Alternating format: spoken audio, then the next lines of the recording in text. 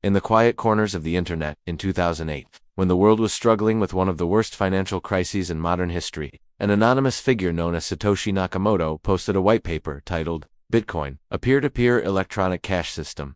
No one could have guessed that this short 9-page document would give birth to an idea powerful enough to challenge global finance, governments, and the very concept of money itself. The birth of a revolution to 2008-2009. Satoshi Nakamoto's motivation came from frustration with the centralized banking system. The 2008 financial crash had exposed the weaknesses of traditional finance. Banks had too much control. Governments could print money endlessly, and ordinary people had no say. Nakamoto's vision was different. A decentralized digital currency, not controlled by any authority, transparent, secure, and based on cryptographic proof instead of trust. On January 3, 2009, the first Bitcoin block, known as the Genesis block, was mined. Embedded in it was a message, the ×3, Jan 2009, Chancellor on brink of second bailout for banks. This simple sentence symbolized rebellion.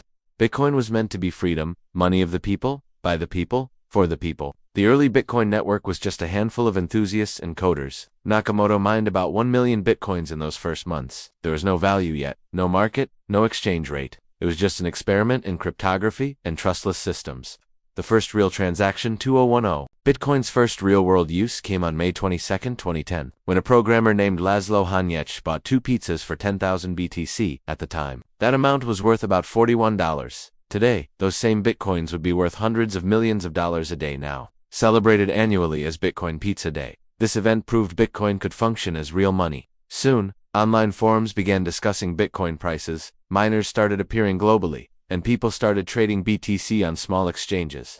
The early years of struggle, 2011 to 2013, by 2011, Bitcoin reached parity with the US dollar for the first time, 1 BTC equals 1 USD. It was a psychological victory. New cryptocurrencies like Litecoin and Namecoin started appearing, inspired by Bitcoin's success. But along with popularity came trouble. The Silk Road, an online black market, began using Bitcoin for illegal drug and weapons sales. Although Bitcoin itself wasn't illegal, its anonymity attracted attention from law enforcement agencies worldwide. In 2013, Bitcoin's price rose to over $1,000 for the first time, driven by global curiosity and early adoption in China. However, soon after, the infamous Mt. Gox exchange, which handled over 70% of Bitcoin transactions, was hacked. Nearly 850,000 BTC were lost, shaking investor confidence. Prices crashed dramatically, and Bitcoin entered what many called its first crypto winter. Survival and growth 2014-2016. Despite the setbacks, Bitcoin did not die. Its open-source nature allowed developers from around the world to improve and strengthen the code.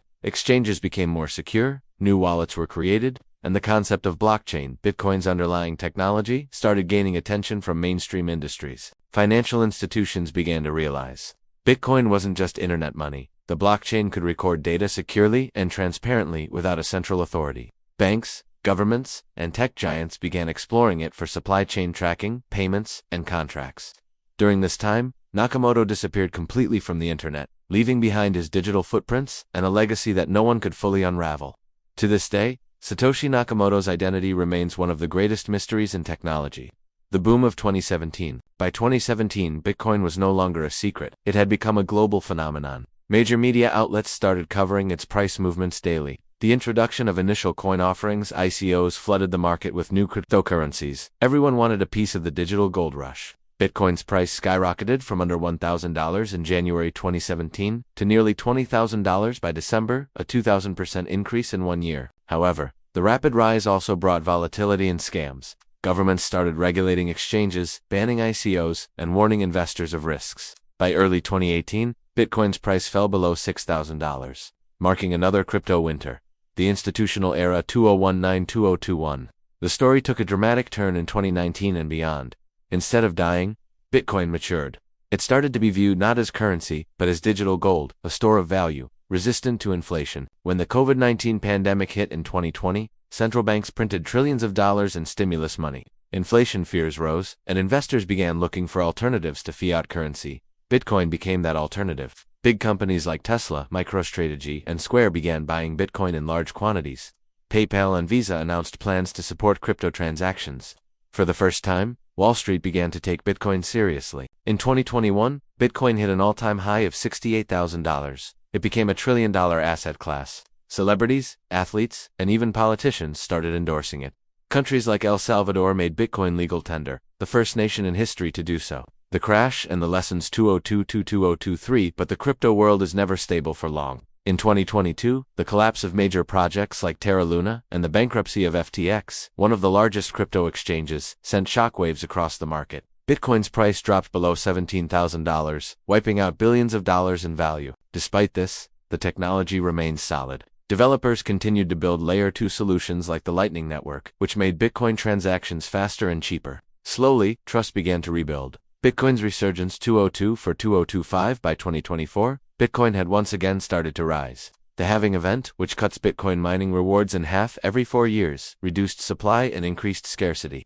Institutional investors began returning, and several countries announced new regulations that actually supported Bitcoin rather than banning it. By 2025, Bitcoin wasn't just a speculative asset anymore. It was a recognized financial instrument, a hedge against inflation, and a global digital reserve. Many banks began offering Bitcoin investment services, and millions of people worldwide used Bitcoin for cross-border payments and savings.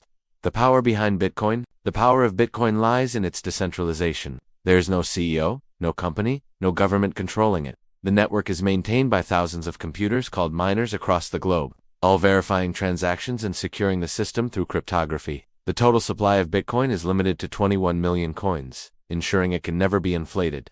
This scarcity gives Bitcoin its gold-like value. It's transparent, borderless, and immune to censorship. Bitcoin's blockchain records every transaction ever made, visible to anyone, but without revealing personal identities. It's trust through mathematics, not through institutions.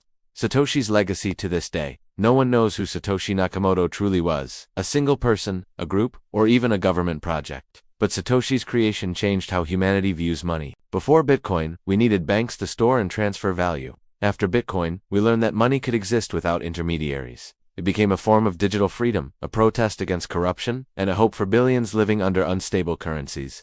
Bitcoin inspired thousands of new cryptocurrencies, billions in blockchain investments, and even the development of Web3, the decentralized internet. Conclusion: the story that never ends. From a white paper written by an unknown genius to a trillion-dollar global revolution, Bitcoin's journey is unlike anything in human history. It has faced countless crashes, criticism, and bans, yet it refuses to die. Bitcoin is more than code. It's an idea, the idea that value can exist without permission, that trust can be mathematical, and that freedom can be digital. As the world continues to change, one thing remains certain: Bitcoin's story is still being written. The currency born out of rebellion has grown into a symbol of hope, a decentralized dream for the future of money. And perhaps, somewhere out there, Satoshi Nakamoto is watching quietly, knowing that his vision has already changed the world forever.